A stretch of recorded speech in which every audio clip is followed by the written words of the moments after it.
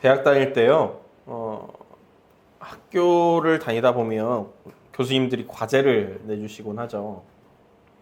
각 과목마다 참 교수님들이 과제를 내주시면서 이번 학기에 이것만 잘해도 좋은 거다라고 항상 얘기하시곤 해요.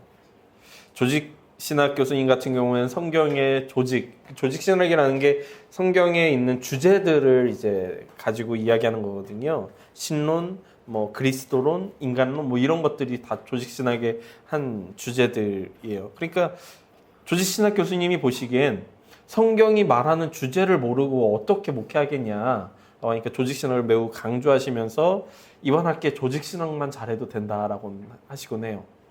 그러고 나면 조직신학 과제를 참 열심히 해야 되겠다라는 생각을 하게 되죠. 그러고 나면 성서신학 교수님이 들어오셔서는 야, 성경이 진짜 무엇을 이야기하는지 알아야 되지 않겠냐? 라고 이야기하시면서 성서신학을 막 강조하시면 이번 학기에 성서신학만 잘해도 된다라고 이야기하시곤 하죠. 그러고 나면 행정학 교수님이 들어오셔서는 야, 너희가 진짜 교회에 가서 해야 될 것이 무엇이냐? 담임 목사를 보필해서 행정을 하기 위해서는 행정을 잘해야 된다. 행정을 익혀서 졸업해라 라고 말씀하시고는 하죠. 근데 이 모든 것들이 다 동의되는데 하나 동의되지 않는 건 어떤 과목이든 정말 하기 싫었던 건 조별과제였던 것 같아요. 조별과제는 이제 한 조마다 이제 모여가지고 파트를 나눠서 숙제를 하게 되는데 교수님은 뭐 협동심이나 혹은 리더십이나 아니면 맡은 바에 대한 어떤 책임감 이런 것들을 배우길 원하셨다면 학생들 같은 경우에 이 조별과제를 통해 느끼게 되는 건 인간에 대한 불신, 인간에 대한 분노 같은 것들을 경험하게 되곤 하죠.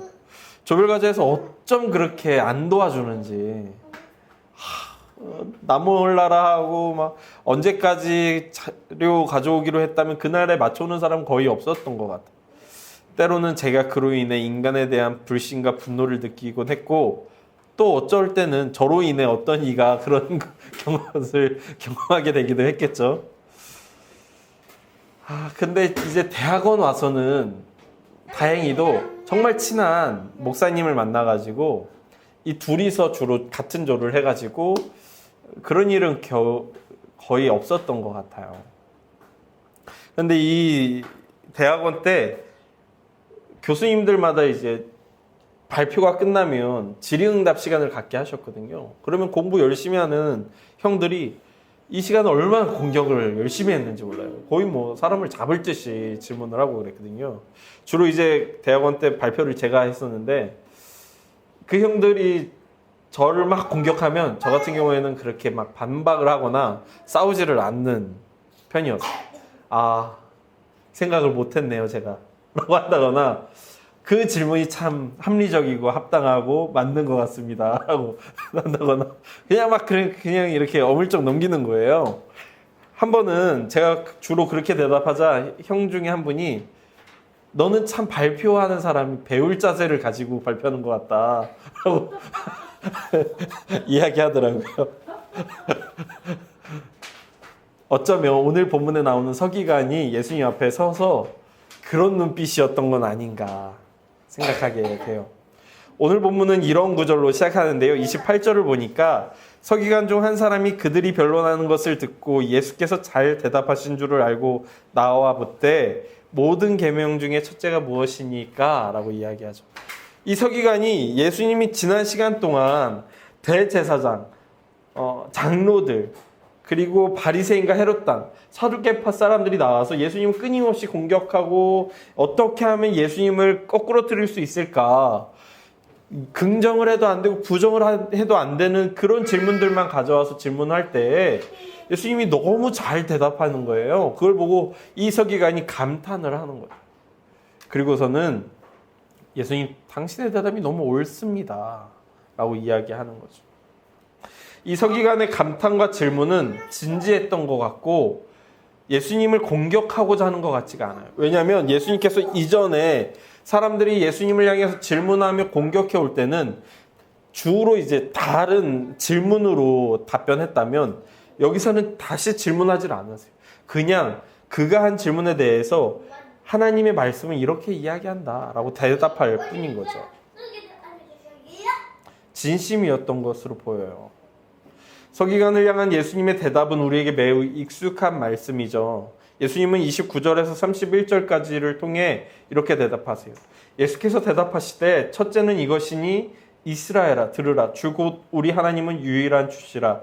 내 마음을 다하고 목숨을 다하고 뜻을 다하고 힘을 다하여 주 너의 하나님을 사랑하라 하신 것이요.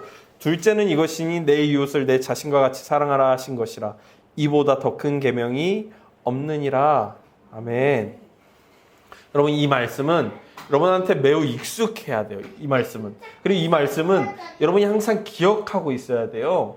왜냐면 우리 교회 로고가 이 말씀에서 온 거거든요.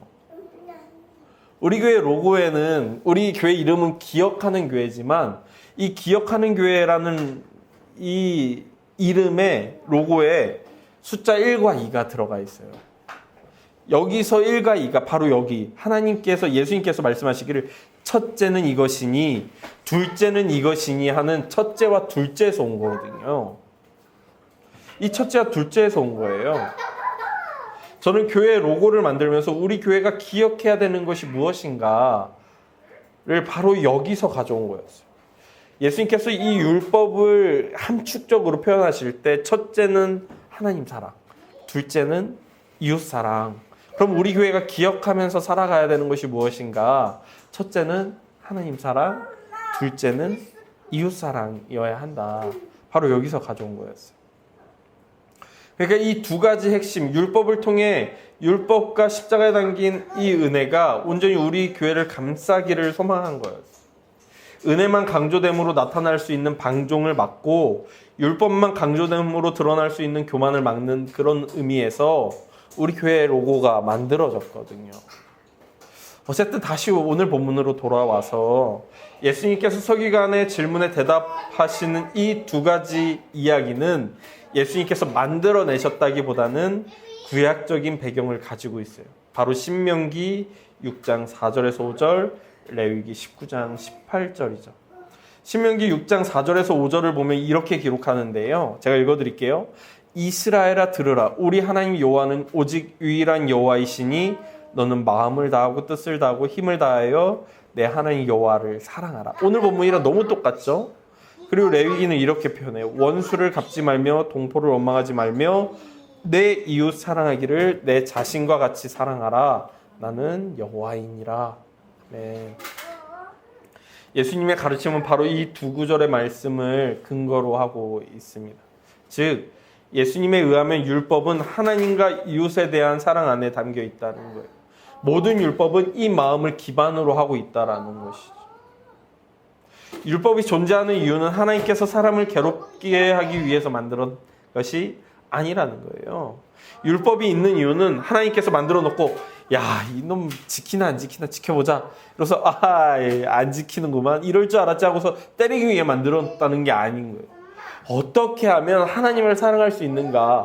어떻게 하면 이웃을 사랑할 수 있는가에 대한 방법론적인 방식에서 율법이 나온 것이지 모든 율법은 바로 그 근간에 하나님 사랑과 이웃 사랑이 담겨져 있다라는 거예요.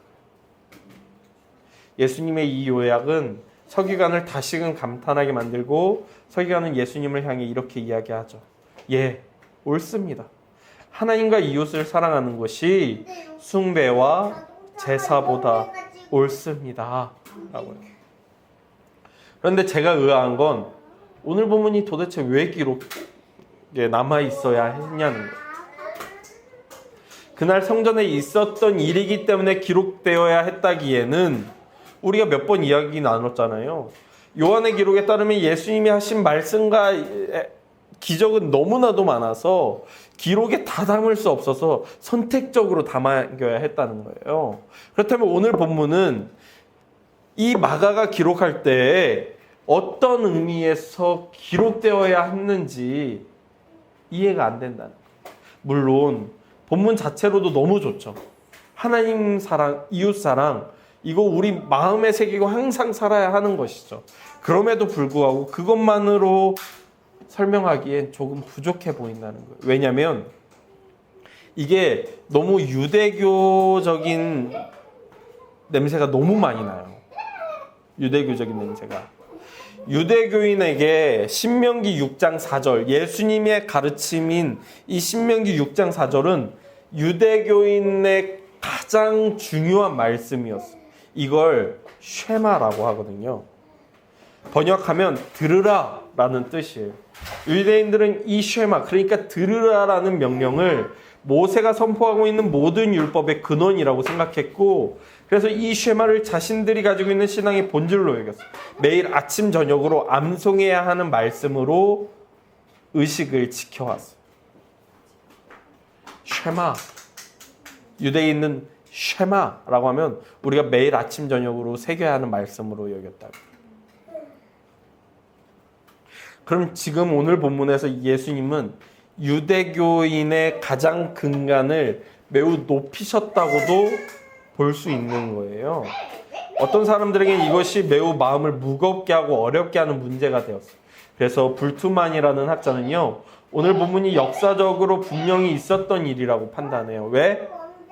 초대교회가 창작해서 붙였다기에는 초대교회가 왜 유대율법을 높이는 내용을 굳이? 라고 판단했기 때문에. 그렇듯이 오늘 본문은 그저 스토리라인만 보아서는 조금 부족해 보여요.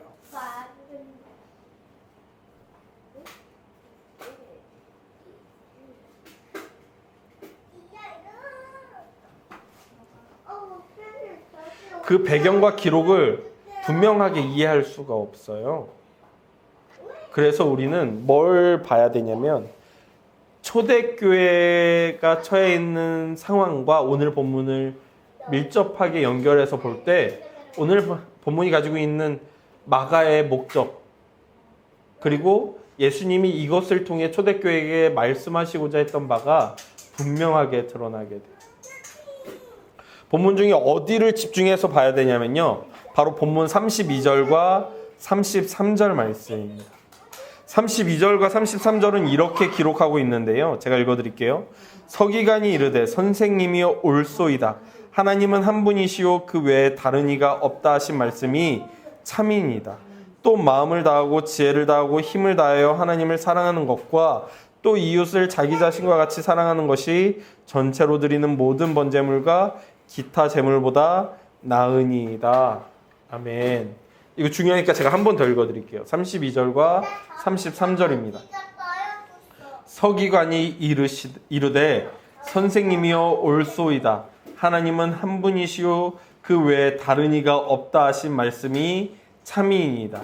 또 마음을 다하고 지혜를 다하고 힘을 다하여 하나님을 사랑하는 것과 또 이웃을 자기 자신과 같이 사랑하는 것이 전체로 드리는 모든 번제물과 기타 제물보다 나으니이다. 아멘.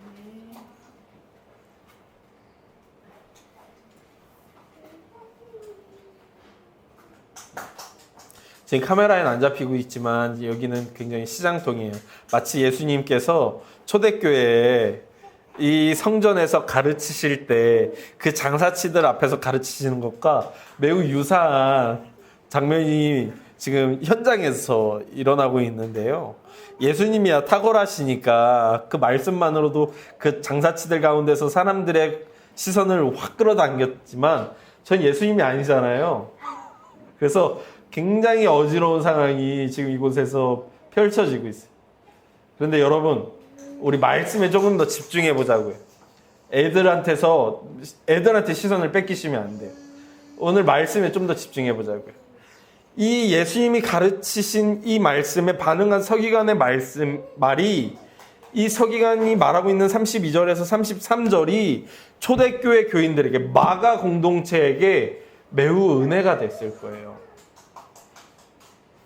왜? 율법 학자까지도 예수님의 말씀에 긍정했기 때문입니다. 어떤 말씀? 모든 번제물과 기타 제물보다 하나님 사랑과 이웃 사랑이 훨씬 더 중요합니다. 이 말이 초대교회 성도들에게 매우 위로가 됐을 거예요. 그리고 이것이 율법 학자로부터, 서기관으로부터 고백되어졌다는 것이 매우 중요합니다. 이걸 기억해 두고 초대교회 사람들이 처해 있는 상황을 되새겨 보자고요. 이미 우리는 마가복음을 나누면서 몇 번이나 이야기했지만 로마 황제 네로 혹은 알 수 없는 원인으로 인해 로마 제국의 수도인 로마가 불탔죠. 도저히 인력으로는 감당할 수 없어서 로마는 이것이 불타도록 내버려 두었어요. 사람들은 범인이 네로 황제라고 생각했어요. 왜? 네로가 이 로마를 다시 재건하고 싶어 했거든요. 도시를 더 화려하게 짓고 싶어 했거든요. 그래서 민심이 네로를 향해 분노와 원망으로 가득 차올랐고, 네로는 자신을 대신할 희생양이 필요해서 시민들이 혐오의 대상으로 여기고 있었던 그리스도인들을 이 불을 낸 주적으로 내몰았어요. 로마 정부는 그리스도인이라 불리는 이들을 붙잡아 신문하고 시민들의 오락거리로 제공하였죠. 유대교는 그래서 선택해야 됐어요. 그리스도교를 우리 유대교의 한 분파로서 받아들이고 로마의 핍박을 함께 받을지, 아니면 그리스도교인들을 우리 유대교와 구별하여서 내쫓고 버려야 할지 선택해야 됐고, 그 선택은 너무나도 쉬웠어요. 유대교를 지키기 위해 그리스도교인들을 버리는 거였죠. 그로 인해 그리스도인이라 스스로 고백하는 이들은 더 이상 하나님의 전에 들어갈 수 없게 되었어요. 하나님께 제사 드릴 수 없게 되었죠.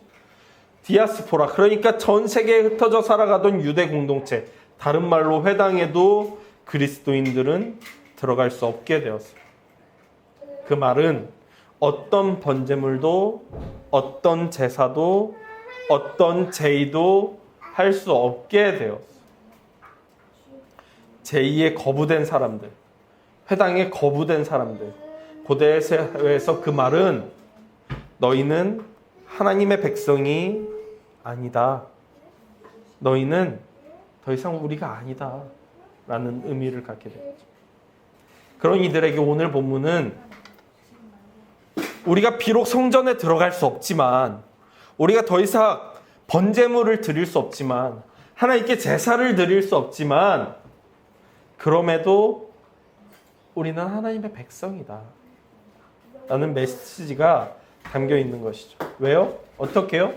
유대 학자가 인정했듯이, 서기관이 인정했듯이, 하나님의 백성이 하나님의 백성이 되는 것은 어떤 제사를 드리는가, 어떤 건물에 들어갈 수 있는가가 아니라 하나님을 사랑하는가, 이웃을 사랑하는가에 담겨 있기 때문이었어요. 하나님을 사랑하느냐, 이웃을 사랑하느냐가 하나님의 백성인지 아닌지를 구분하는 것이지, 제사를 드리는가 아닌가가 하나님의 백성을 구분하는 게 아니기 때문이죠. 초대교회 그리스도인들이 공동체에서 쫓겨났지만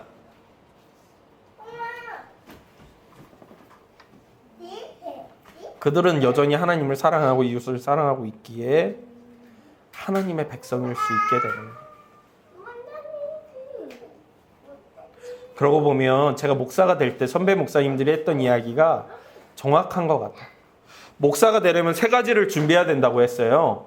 목사는 항상 3가지를 준비하고 있어야 된다고 했어요. 하나는 설교할 준비. 저는 이제 설교할 준비가 항상 돼 있진 않지만 설교하는 걸 좋아하니까 목사 돼야 되겠다 생각했어요. 2번째는 이사할 준비는 항상 돼 있어야 된다고 했어요. 하나님이 어디로 보내시든 가야 하니까. 그런 의미에서는 준비가 좀 덜 된 것 같아요. 3번째로는 죽을 준비가 되어 있어야 한다고 했어요. 하나님의 말씀이라면 어떤 말이든 해야 하니까. 이 3가지 준비가 되어 있어야 한다. 사회에서 버림받을지라도 목에 칼이 들어와도 하나님 말은 해야 하니까 목사는 이 3가지가 준비되어 있어야 한다고 했어요.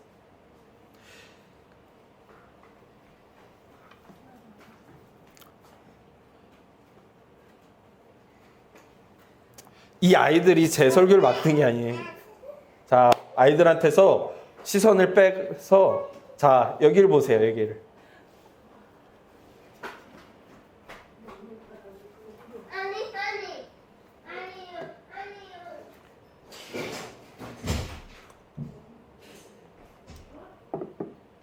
오늘 좀 힘드네요.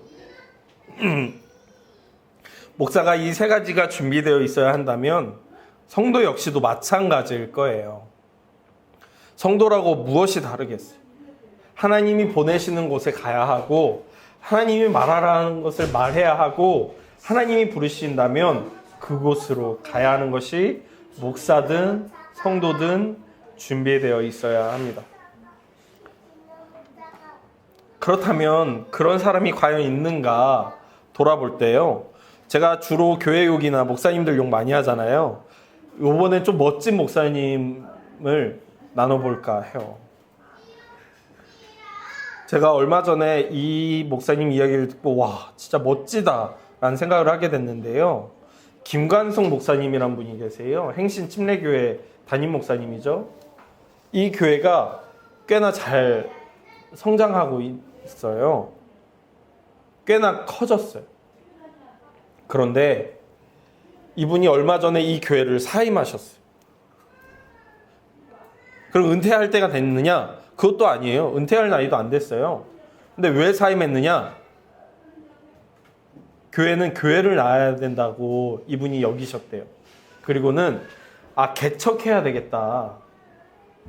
근데 교회가 교회를 낳으려면 요즘 좀 건강하다는 교회는 후임 목회자를 딱 세워서 성도 좀 떼어주고 개척 자금 좀 주고 해서 보내잖아요.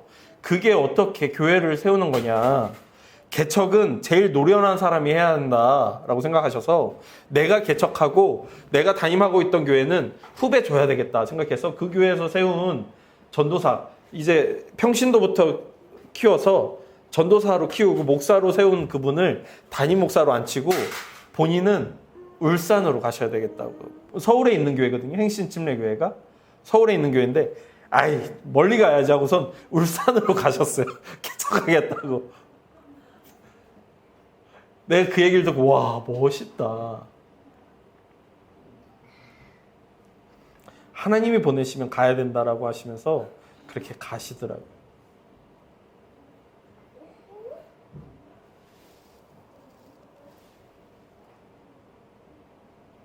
우리의 삶은, 그리스도인의 삶은 초대교회 이후로 언제나 나그네 삶을 살아가고 있습니다.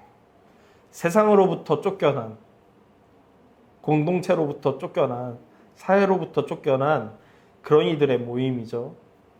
그러나 그럼에도 불구하고 우리가 여전히 교회이고, 여전히 성전이고, 여전히 회당이고, 여전히 공동체인 이유는 우리가 예배다운 예배를 못 드릴지라도 마치 오늘 이 공간처럼 우리가 여전히 하나님을 사랑하고 있고 여전히 이웃을 사랑하고 있기 때문입니다.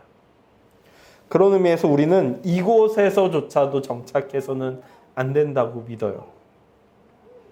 우리는 유목민이 되어야 합니다. 우리의 삶을 그렇게 살아가야 하죠. 마치 쫓겨난 사람들처럼 그곳에서 하나님을 사랑하고 이웃을 사랑하는 공동체, 하나님을 사랑하고 이웃을 사랑함으로 하나님의 백성된 공동체가 되어야 합니다. 우리 쫓겨난 사람이라는 정체성, 유목민이라는 정체성, 나그네라는 정체성을 여전히 가진 채 우리가 사는 그 어디에서라도 하나님을 사랑하고 이웃을 사랑하며 그 사랑하는 공동체가 되었으면 좋겠습니다. 기도하겠습니다. 하나님,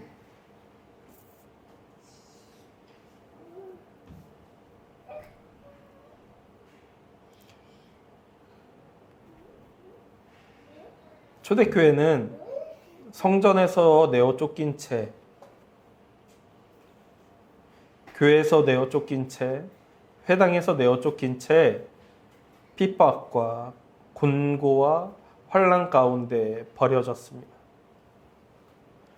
그로 인해 과연 우리는 하나님의 백성이 맞는가라는 정체성의 위기가 찾아왔을 때 오늘 본문은 예수님의 입술을 통해 그리고 서기관의 입술을 통해 하나님을 사랑하고 이웃을 사랑한다면 그 사람이, 그 공동체가 하나님의 백성이고 하나님의 사람이라는 정체성을 다시금 부여해 줍니다.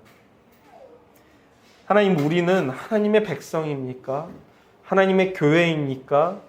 의문스러울 때에 예배조차도 예배답지 않을 수 있는 이 상황에서조차 우리가 하나님의 백성일 수 있는 것은 우리는 하나님을 사랑하고 이웃을 사랑하고 그 사랑을 우리의 삶에서, 이 공동체를 통해, 각자의 삶을 통해 드러내고자 애쓰고 있기 때문입니다.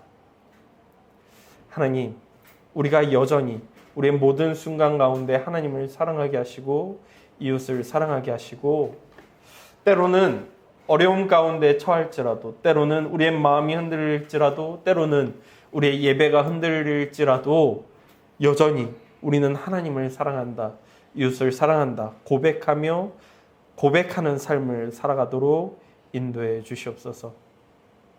우리의 삶이, 우리의 공동체가, 우리의 전 존재가 하나님과 이웃을 사랑함으로 하나님의 백성임을 증명하는 삶이 되길 소망하며 예수님의 이름으로 기도했습니다.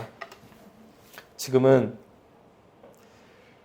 하나님과 이웃을 사랑함으로 하나님 백성이 되라는 예수 그리스도의 부르심과 하나님을 사랑하고 이웃을 사랑한다면 그곳이 어디든 너희는 내 백성이라고 부르시는 하나님의 부르심과 우리가 어디에 거하든 하나님과 이웃을 사랑하도록 인도하시는 성령님의 인도하심, 그 모든 성부, 성자, 성령의 뜻을 따라 살아가고자 하는 우리가, 하나님의 백성이라는 정체성을 따라 살아가고자 하는 우리를 주께서 인도하시고 부르시고 이끄시네 감사하오니 주와 함께하여 주시옵소서.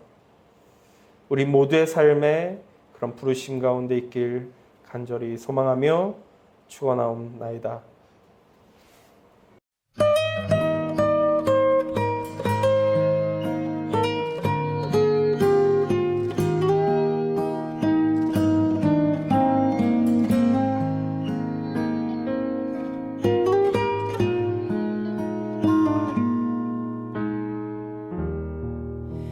눈앞에 산이 커 보여 넘을 수 없는 벽 앞에 두려움 쌓일 때 내 마음 깊은 곳 보이지 않는 믿음의 눈을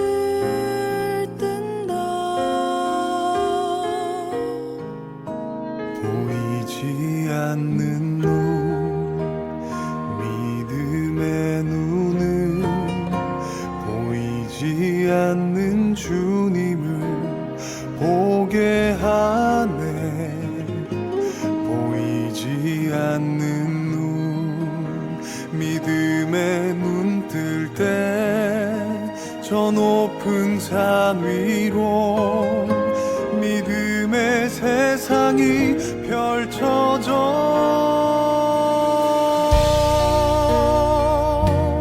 진정한 주권이 어디에 있는지,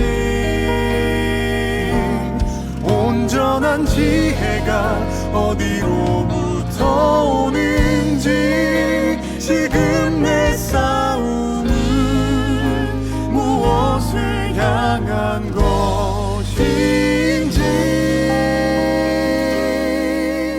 믿음의 눈 뜰 때 더욱 선명해지는 주님의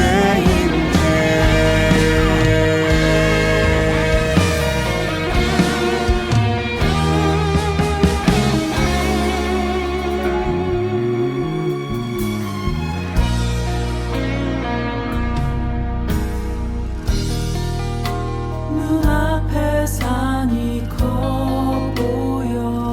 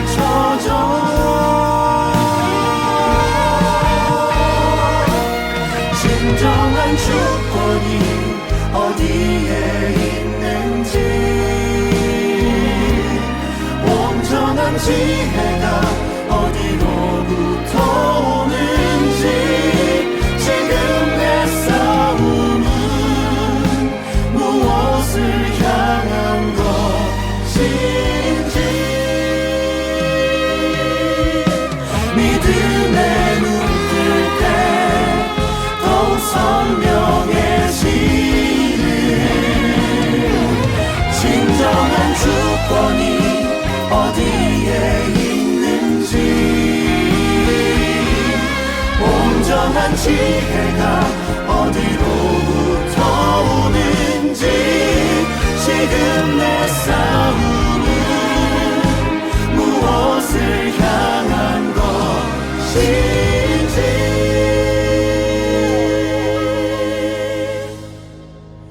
믿음의 눈 뜰 때 더욱 선명해지는 주님의 임재